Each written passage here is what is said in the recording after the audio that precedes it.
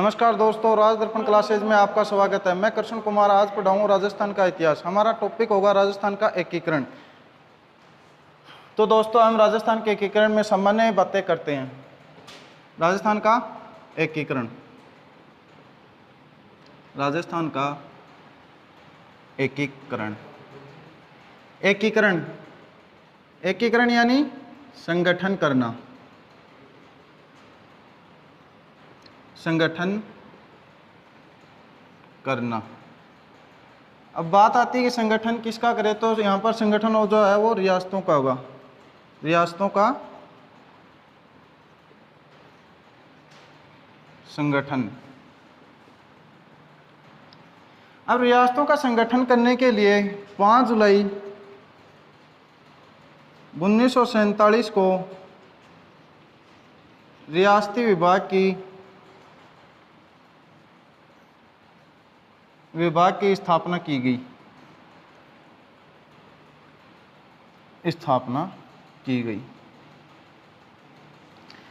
रियासती विभाग की स्थापना की आवश्यकता क्यों पड़ी, यानी कि इसका कार्य है वो क्या है, रियासतों का एकीकरण करना, रियासतों का एकीकरण करना। इसके अध्यक्ष थे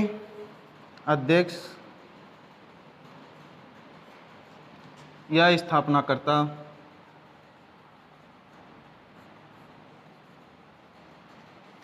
सरदार वल्लभ भाई पटेल, सरदार वल्लभ भाई पटेल। सचिव थे वीपी मेनन,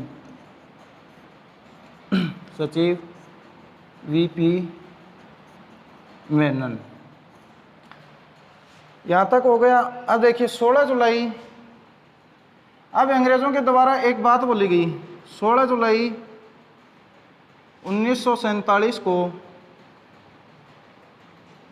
भारतीय स्वतंत्रता अधिनियम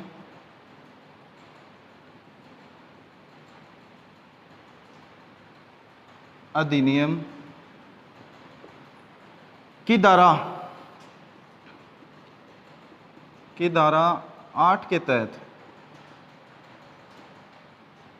भारत जो है वो ब्रिटिश सत्ता से मुक्त हो जाएगा। भारत ब्रिटिश सत्ता से मुक्त हो जाएगा। ओके, इसके आगे बात करते हैं। अंग्रेजों द्वारा इसके बाद एक बात और बोली गई कि जो प्रत्येक रियासत है वो एक स्वतंत्र राज्य का निर्माण कर सकती है। प्रत्येक रियासत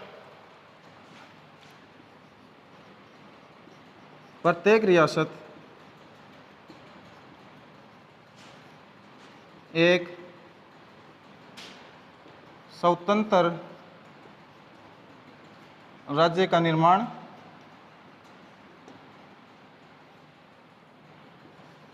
कर सकती है। अब इसके लिए कुछ शर्तें रखी गई, यानी कि एकीकरण के समय 19 रियासतें थी, तो प्रत्येक रियासत तो एक स्वतंत्र राज्य का निर्माण कर नहीं सकती थी। इसके लिए कुछ कंडीशंस रखी गई। तो वो शर्तें क्या थी? शर्तें थी कि वह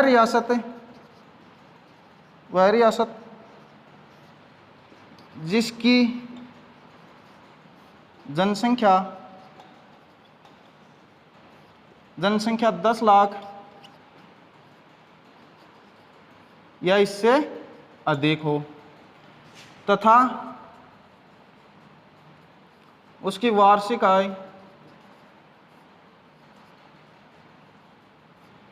1 करोड़ या इससे अधिक होनी चाहिए। यहां तक हो गया।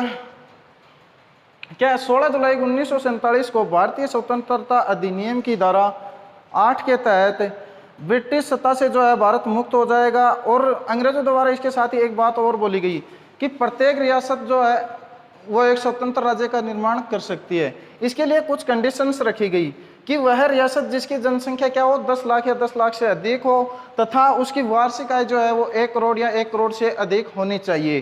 देखिए दोस्तों, एक बार फिर से बात करते हैं राजस्थान का एकीकरण। एकीकरण यानी संगठन करना, और संगठन की बात करते हैं कि सर एकीकरण संगठन करना यहाँ तक तो ठीक है, इससे आगे यानी कि संगठन किस चीज़ का करे, तो संगठन किसका होगा? रियासतों का। अब रियासतों का संगठन करने के लिए एक रियासती विभाग की स्थापना की गई। तो 5 जुलाई 1947 को रियासती विभाग की स्थापना की गई। कार्य क्या था? रियासतों का एकीकरण करना। और इसका अध्यक्ष किसको बनाया गया? अध्यक्ष या स्थापनाकर्ता सरदार वल्लभ भाई पटेल। अब बात करते हैं सचिव की, तो सचिव थे वो वीपी मेनन को बनाया गया। आगे बात करते हैं एक बार फिर से 16 जुलाई 1947 को भारतीय स्वतंत्रता अधिनियम की धारा 8 के तहत भारत जो ब्रिटिश सत्ता से मुक्त हो जाएगा। इसके साथ ही अंग्रेजों द्वारा यह कहा गया कि जो प्रत्येक रियासत है वो एक स्वतंत्र राज्य का निर्माण कर सकती है, बशर्ते इसके लिए कुछ शर्तें रखी गई कि वह रियासत जिसकी जनसंख्या 10 लाख या 10 लाख से अधिक हो तथा उसकी वार्षिक आय जो है वो 1 करोड़ या 1 करोड़ से अधिक होनी चाहिए। आगे बात करते हैं दोस्तों, ऐसी कौन सी रियासतें थी जो इन शर्तों को पूर्ण कर रही थी।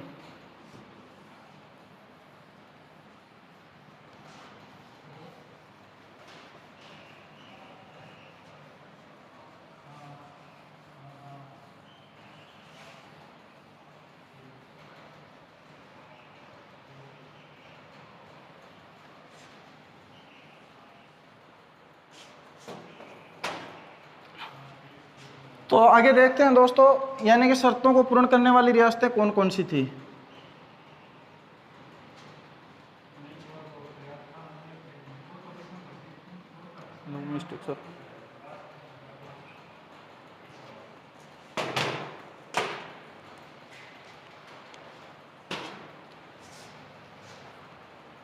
तो बात करते हैं दोस्तों शर्तों को पूर्ण करने वाली रियासतें।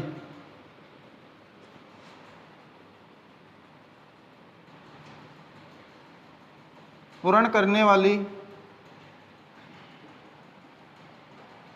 रियासतें।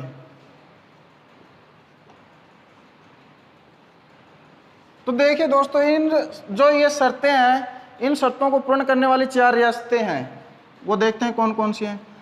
तो 4 रियासतों की बात करते हैं। पहली है जयपुर, दूसरी जोधपुर,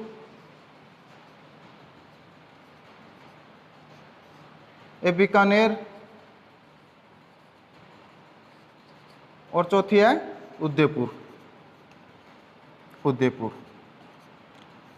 तो हाँ दोस्तों, ये 4 रियासतें ऐसी थी जिनकी जनसंख्या 10 लाख या 10 लाख से अधिक थी तथा इनकी वार्षिक आय जो है वो 1 करोड़ या 1 करोड़ से अधिक थी। ये जो चारों रियासतें थी ये बेखूबी इन शर्तों को पूर्ण कर रही थी, यानी कि इनकी जो जनसंख्या थी वो 10 लाख या इससे अधिक थी तथा इनकम 1 करोड़ या इससे अधिक थी। चलो दोस्तों, यहां तक हो गया। आगे बात करते हैं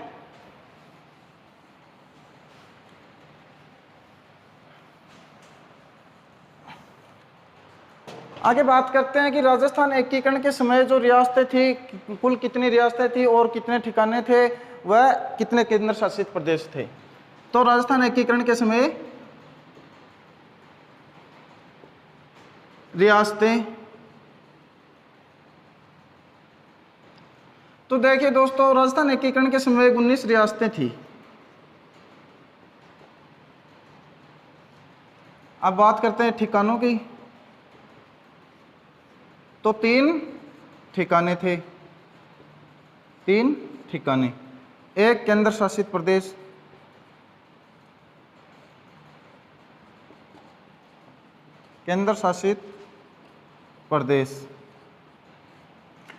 देखिए दोस्तों, पहले बात करते हैं ठिकानों की। ठिकानों के लिए मैं आपको एक ट्रिक बता रहा हूं जिसको आप ध्यान में रखिएगा। नाम है नक्कुल। हाँ दोस्तों, नक्कुल यानी न से नीमराणा, कु से कुशलगढ़,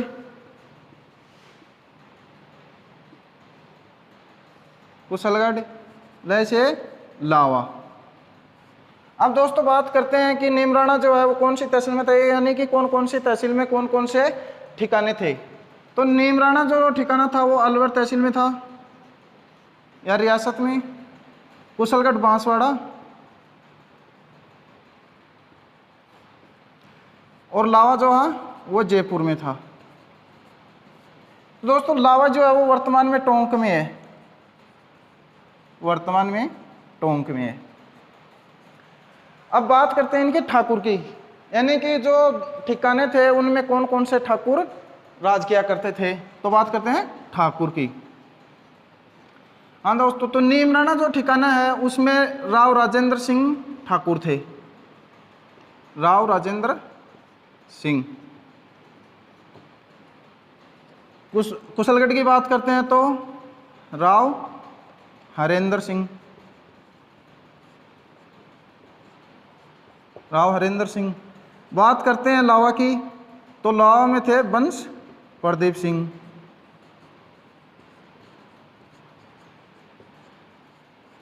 दोस्तों इसकी एक ट्रिक बता रहा हूं मैं ठाकुर की।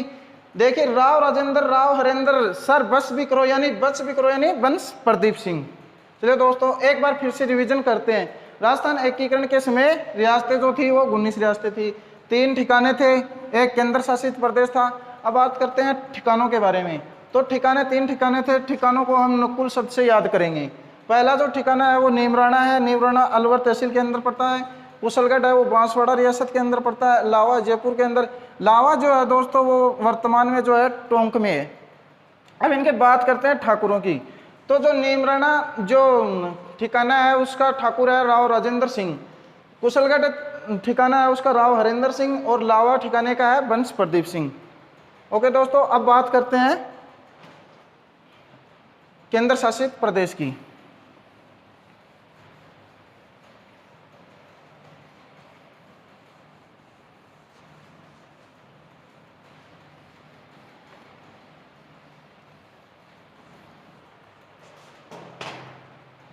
तो देखिए दोस्तों राजस्थान एकीकरण के समय एक केंद्र शासित प्रदेश था, केंद्र शासित प्रदेश, वो था अजमेर मेरवाड़ा।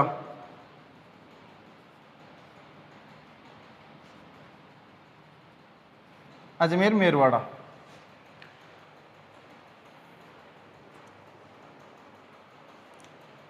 अब देखिए दोस्तों बात करते हैं कुछ मुख्य रियासतों की, जिन छोटी बड़ी जनसंख्या के आधार पर और क्षेत्रफल के आधार पर तथा नई व पुरानी रियासतों के बारे में। तो मैं आपको एक जो डायग्राम के माध्यम से समझाऊंगा।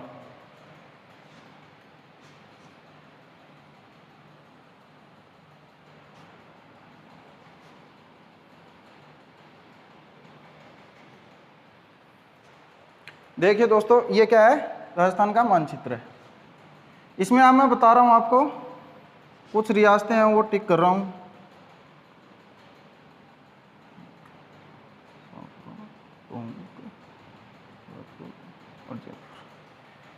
तो देखिए दोस्तों ये है मेवाड़ रियासत, ये झालावाड़, ये जो है ये शाहपुरा, ये आ गई अपनी टोंक और ये आ गया भरतपुर और ये है जयपुर और ये मारवाड़। देखिए दोस्तों सबसे पहले बात करते हैं मारवाड़ की। तो ये क्षेत्रफल की दृष्टि से सबसे बड़ी रियासत है, क्षेत्रफल की दृष्टि से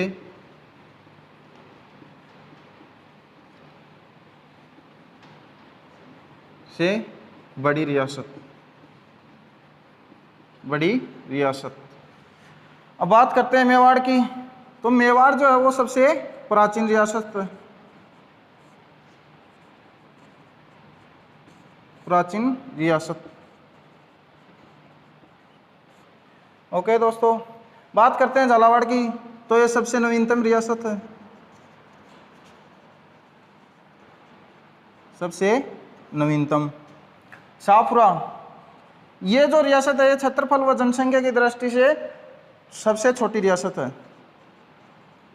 सबसे छोटी, क्षेत्रफल व जनसंख्या दोनों की दृष्टि से जो है ये सबसे छोटी है। अब बात करते हैं टोंक की। तो टोंक एक ऐसी एकमात्र रियासत थी जो मुस्लिम रियासत थी, मुस्लिम रियासत। बात करते हैं भरतपुर की। तो भरतपुर जो है जाट रियासत थी, जाट रियासत। जयपुर की, जयपुर जो है वो जनसंख्या की दृष्टि से सबसे बड़ी रियासत थी, जनसंख्या की दृष्टि से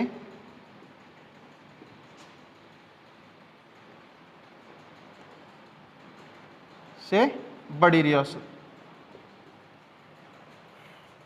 बात करते हैं झालावाड़ की कि सर झालावाड़ के बारे में और भी कुछ जानकारी है क्या। तो झालावाड़ जो है ये एकमात्र अंग्रेजों द्वारा निर्मित रियासत थी, अंग्रेजों द्वारा निर्मित। झालावाड़ जो रियासत थी ये टोंक रियासत से अलग करके बनाई गई थी, टोंक से अलग करके। तो देखिए दोस्तों एक बार फिर से मैं आपको बता देता हूं कि क्षेत्रफल की दृष्टि से व जनसंख्या की दृष्टि से सबसे पुरानी, नई व मतलब कि यानी कि जो मुस्लिम रियासत थी उन सभी के बारे में एक बार मैं यहाँ पर आपको फिर से बता रहा हूँ। क्षेत्रफल की दृष्टि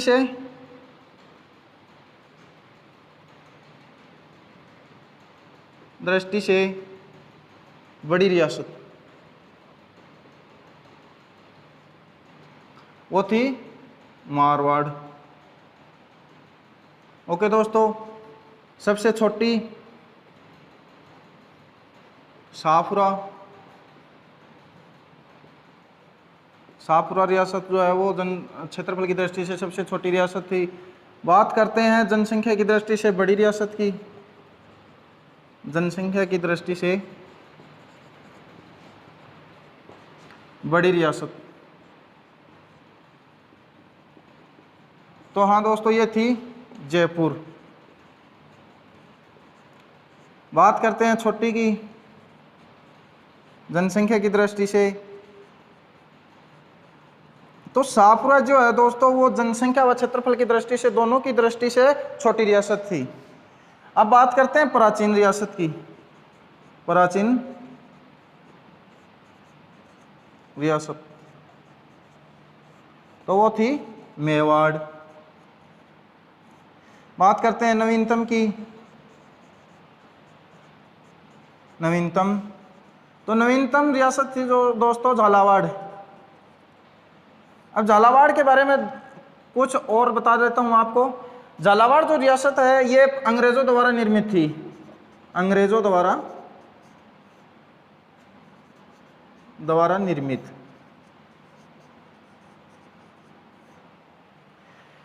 अब ये झालावाड़ रियासत जो है ये टोंक से अलग करके बनाई गई थी।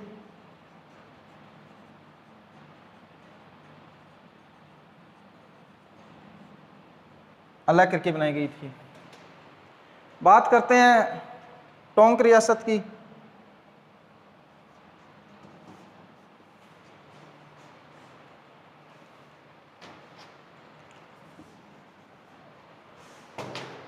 टोंक की बात करते हैं। टोंक एकमात्र मुस्लिम रियासत थी, मुस्लिम रियासत। भरतपुर जो है वो जाट रेजिडेंसी थी, जाट रियासत। ठीक है दोस्तों, यहाँ तक समझ में आया। क्षेत्रफल की दृष्टि से जो है वो सबसे बड़ी रियासत मारवाड़ थी और सबसे छोटी शाहपुरा थी। जनसंख्या की दृष्टि से बड़ी रियासत है वो जयपुर थी, सबसे छोटी है वो शाहपुरा थी। प्राचीन रियासत मेवाड़ थी। नवीनतम जो रियासत है वो झालावाड़ थी। झालावाड़ के बारे में कुछ जानकारी और बता देता हूँ मैं आपको। ये झालावाड़ जो रियासत है ये एकमात्र ऐसी रियासत थी जो अंग्रेजों द्वारा बनाई गई थी। ये झालावाड़ रियासत टोंक रियासत से अलग करके बनाई गई थी। टोंक जो रियासत है ये एकमात्र मुस्लिम रियासत है और भरतपुर जाट रियासत है। ओके दोस्तों, अब बात करते हैं यानी कि राजस्थान एकीकरण के समय जो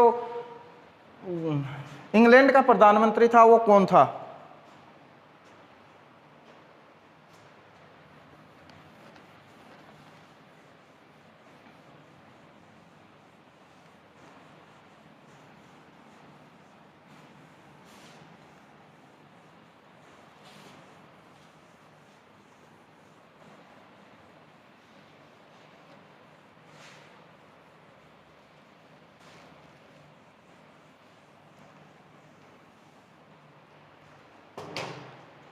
यानी कि राजस्थान एकीकरण के समय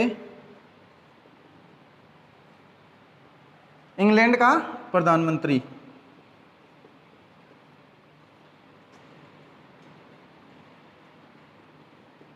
तो वो था दोस्तों क्लीमेंट एटली। क्लीमेंट एटली।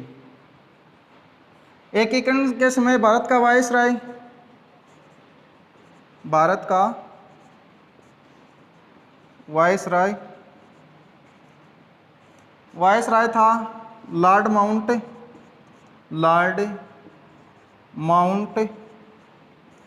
बेंटन। अब बात करते हैं कि एकीकरण में कितना समय लगा।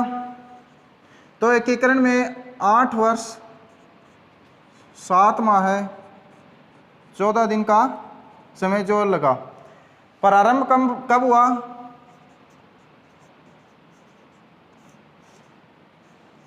18 मार्च 1948 को। यानी कि समापन कब हुआ इसका?